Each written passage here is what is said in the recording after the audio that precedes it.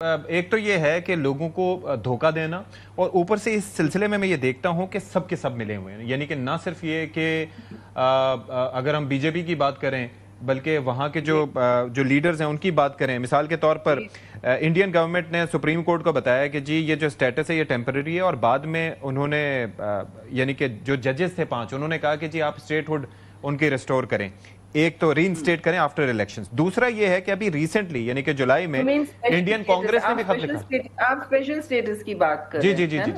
جی اور ابھی کیا ہوا ہے کہ جولائی میں انڈین کانگریس نے خط لکھا ہے کہ جی آپ ان کو اسٹیٹ ہوڈ کا اسٹیٹس دیں اور یہ ساری چیزیں کریں 6 شیڈیول کے تحت. لیکن مسئلہ یہاں پر یہ ہے کہ ایک تو پہلے یہ ہے کہ ان کو ری انسٹیٹ کیا جائے، یعنی کہ جو پہلے ان کا اسپیشل سٹیٹس تھا، لیکن اس کے ساتھ ساتھ پھر حق خود ارادیت دیا جائے. تو یہ آہستہ آہستہ مزید پیچھے لے کے جا رہے ہیں اس معاملے کو، اور سب ملے ہوئے. یہ ان کی کوشش ہے بیٹا، یہ ان کی کوشش ہے. آپ نے بالکل صحیح آئیڈینٹیفائی کیا. ان کی ججز نے بھی یہ بات کہی. اسپیشل سٹیٹس جب انہوں نے لینے کی کوشش کی تو پھر آگے بڑھتے گئے نا. 35A انہوں نے وہ بھی ڈالا، آئین کی چیزیں انہوں نے بدلی، ان کی شکیں بدلی تاکہ اس کو ڈیموگرافکلی آکیوپائی کر سکیں، اس کی ایتھنک سنگ کر سکیں. مزید سیٹلرز کو وہاں پر لا کے بٹھایا تاکہ وہ اس کا مسلم میجورٹی جو اس کی کنفیگریشن ہے ڈیموگرافکس ہے وہ بدلے. لیکن دیکھیے وہ پھر بھی آتش فشاں بنا ہوا ہے. کشمیری ریزسٹنس جو ہے وہ تاریخی ہے، وہ اپنا حق خود ارادیت کسی کو دیں گے نہیں.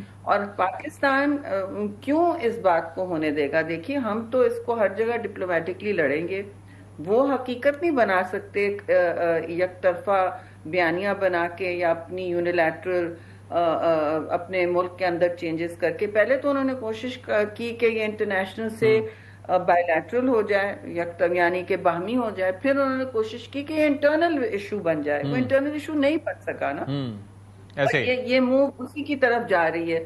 تو ہمارا رسپانس تو 2019 کی طرح نہیں ہوا ہے نا. ہم نے تو بہت سٹرونگ ریزسٹنس کی ہے، چاہے وہ عسکری طور پہ ہو چاہے وہ. اچھا ایک اور سوال یہاں پر اٹھتا ہے کہ یہ جس طریقے سے بات کرتے ہیں کہ ہم بڑا جو ہے وہ خوشحال بنانا چاہ رہے ہیں کشمیر کو، لیکن جس طریقے سے وہاں پر اظہار رائے کی پابندیاں ہیں، جس طریقے سے وہاں پر جو حریت قیادت پابند سلاسل ہے، تو کیا یہ امپریشن جو دینا چاہتے ہیں وہ جا رہا ہے دنیا کے سامنے؟ نہیں، دیکھیے یہ ہمارا کام ہے کہ یہ دنیا کے سامنے یہ غلط امپریشن اور یہ بیانیہ کی جنگ نہ وہ جیت سکیں. یہ مومنٹ ایک ڈپلومیٹک مومنٹ ہے، ایک موقع ہے. آپ اس کو فلی استعمال کریں اور بتائیں حقیقت. بس آپ نے صرف حقیقت بیان کرنی ہے، کیونکہ انہوں نے وہاں دروازے بند کیے ہوئے ہوتے ہیں نا حقیقت پر. اور آپ نے حقیقت یہ دکھانی ہے اور بتانی ہے کہ دیکھیے آپ کا تو بیانیہ نہیں ہے، آپ کی حقیقت ہے. ان کا صرف بیانیہ ہے. تو آپ کی حقیقت یہ ہے کہ دیکھیے وہ دنیا کا سب سے مقبوضہ علاقہ ہے. غزہ کو چھوڑ کے ایک طرف چھوڑ کے وہ دنیا سے مقبوضہ علاقہ ہے، اور جہاں کے عوام مستقل ایک ریزسٹنس کی جنگ لڑ رہے ہیں. ہم صرف ان کو ڈپلومیٹکلی اسسٹ کرتے ہیں، یعنی کہ ہم ان کی آواز اٹھاتے ہیں. یہ تو ہمارا بھی ذمہ داری بنتی ہے اور ہم سے وہ توقع بھی رکھتے ہیں. تو یہ ہم کر رہے ہیں. اور جس لیول پہ تو ہم نے آپریشن سندور کو تو بری طرح ریزسٹ کیا ہے نا. بہت ان کو شکست دی ہے، ہر فتح پہ ہم نے ہر سطح پہ ان کو شکست دی ہے. تو ان کا جو مقبوضہ علاقہ ہے ہم نے یہ بتانا ہے کہ کتنے دیکھیے 15 لاکھ وہاں سیکیورٹی ہندوستان کے سیکیورٹی پرسنل موجود ہیں. آپ دیکھیے 7.5 لاکھ آرمی آفیشلز ہیں، آرمی سولجرز ہیں، نفری ہے. پھر آلموسٹ 5,35,000 پیراملٹری فورسز ہیں میری اطلاع. 1,30,000 پولیس پرسنل ہیں، 35,000 آپ کے اسپیشل پولیس آفیسرز ہیں، 50,000 ولیج ڈیفنس کمیٹیز ہیں. ہر دفعہ یہ نئی قسم کی ایک نئی پیراملٹری فورس وہاں تعینات کرتے ہیں. لوگوں سے زیادہ ان کی، یعنی کہ یہ دنیا کا واحد خطہ ہوگا جہاں لوگوں سے زیادہ یہاں پر پولیس کی نفری ہے اور فوج ہے اور پیراملٹری فورس ہے. اچھا ایک چیز میں یہ چاہوں گا شہری صاحبہ اس موقع کا فائدہ اٹھاتے ہوئے، ظاہر ہے کہ ایک ڈائمنشن اس کی یہ ہے کہ کشمیریوں کو ظاہر مسلمان ہیں اور جس طریقے سے وہ ایک اپنی جدوجہد آزادی کے لیے لڑ رہے ہیں تو اس کے اندر ان کی سپورٹ اور پلس پاکستان کا حصہ ہے کشمیر، ہم اس پہ یقین رکھتے ہیں. دوسرا اس کا تعلق جو ہے جب ہم شہرک کرتے ہیں تو اس میں ایک سلسلہ یہ ہے کہ واٹر کنیکٹیوٹی، یعنی کہ پانی کا بھی آپ کو پتہ ہے کہ سلسلہ اسی خطے سے جڑا ہوا ہے اور پانی water is the life line. It's a commodity that can never be produced but can be saved and preserved. اور پانی کے لیے جنگیں بھی ہو سکتی ہیں. تو یہ کنیکشن بھی میں چاہوں گا کہ آپ ذرا بیان فرمائیں, جس کے لیے ہمارے لیے مزید امپورٹنس ہے. کیوں ہم نے تو واضح طور پر کہا ہے کہ یہ ہماری اکنامک اور لائیولیہڈس کی لائف لائن ہے, ٹھیک ہے, اور یہ کہنے کی بات نہیں ہے, یہ ایک حقیقت ہے.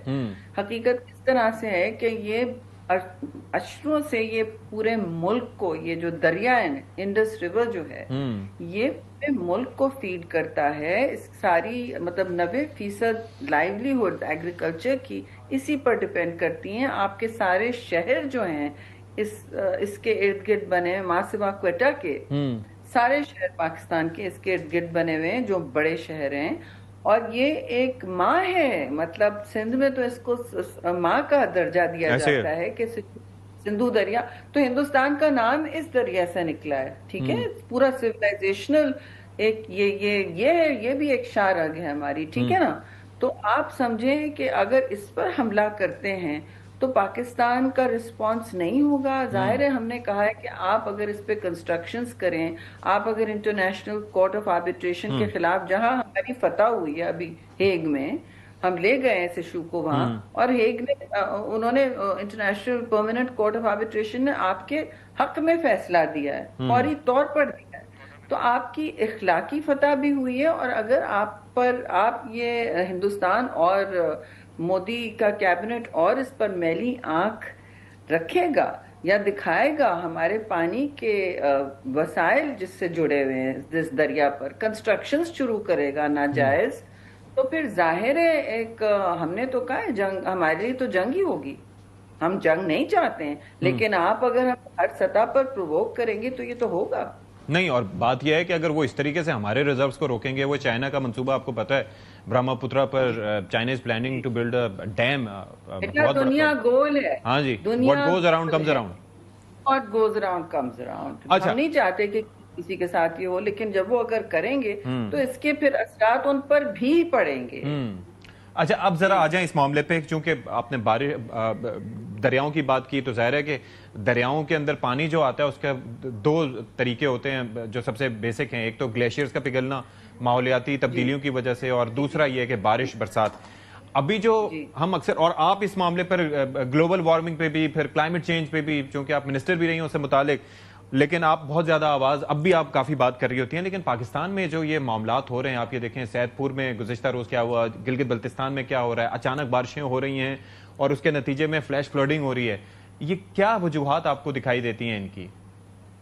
آپ دیکھ رہے ہیں لوگوں کی بڑی بڑی بسز اٹھا کے بہ رہی ہیں دریا میں, کسی کھلونے کی طرح بہ رہی ہیں, گاڑیاں بہ رہی ہیں. سید پور میں آپ نے دیکھا, تو دیکھیے ایک تو یہ جو گرمائش کا معاملہ ہے یہ کم نہیں ہونے والا, کیونکہ جو بڑے بڑے اس میں اخراج کرنے والے ممالک ہیں گرین ہاؤس گیسز کے اور فوسل فیول ایمیشنز کے, وہ رک نہیں رہے ہیں. ان کی جو جسے کہتے ہیں نا سطح ہے وہ بڑھتی چلی جا رہی ہے. تو آپ کو توقع کرنی ہے کہ یہ کم نہیں ہو رہے. آپ پورا ملک بھی رینیوبل ہو جائے, آپ آلموسٹ 50-60% پر جا رہے ہیں رینیوبل سے, آپ وہاں تک ہو جائیں, آپ کا گرین کور بھی بڑھ جائے, تو یہ گرمائش کا لیول تو بڑھتا رہے گا. تو اس میں سبق یہ ہے ہمارے لیے کہ آپ کی مدد کے لیے, آپ کی امداد کے لیے آپ نہ سمجھیں کہ کوئی آ رہا ہے, آپ اس کا مطالبہ کریں کیونکہ وہ آپ کا حق ہے, لیکن آپ نہ سمجھیں کہ کوئی آپ کی امداد کے لیے پہنچ رہا ہے.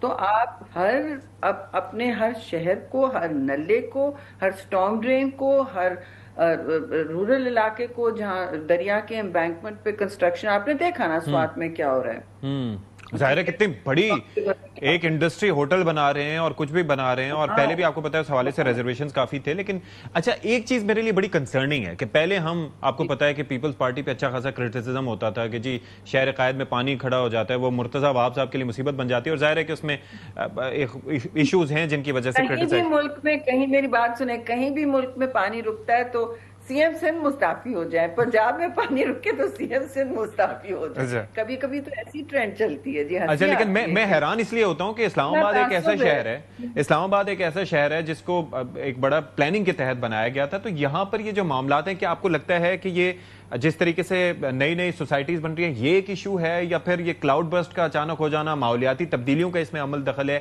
مسئلہ کیا ہے آپ کی نظر میں؟ دیکھیے ماحولیاتی تبدیلی ضرور ہے، اس سے کوئی انحراف نہیں ہو سکتا، اور نہ ہمیں اپنی آنکھوں پر پٹی باندھنی چاہیے کہ یہ، میں نے آپ سے عرض کیا کہ یہ بڑھتا چلا جائے گا، ضروری نہیں ہے کہ کل اسی علاقے میں ہو۔ 2022 میں قحط سندھ پر ٹوٹا تھا، بلوچستان پر ٹوٹا تھا، اس دفعہ پنجاب پر ہو رہا ہے، شاید ایک سال کا گیپ بھی ہو، لیکن آپ کے جو ہاٹ سپاٹس ہیں وہ رہیں گے۔ کبھی مانسون، ٹورینشل مانسون ہوگا، ٹورینشل، میں تو ان کو مانسون کہتی ہوں، ٹھیک ہے، یا آپ کی قحط سالی ہوگی۔ یہ ایک کلاسک سائن ہوتا ہے کلائمیٹ چینج کا، یہ قدرتی نہیں ہے ڈیزاسٹر، یہ کلائمیٹ چینج سے جڑے ہوئے ہیں۔ تو آپ کو اپنی بچت کا سامان کرنا ہوگا جی، کسی نہ کسی طرح کرنا ہوگا۔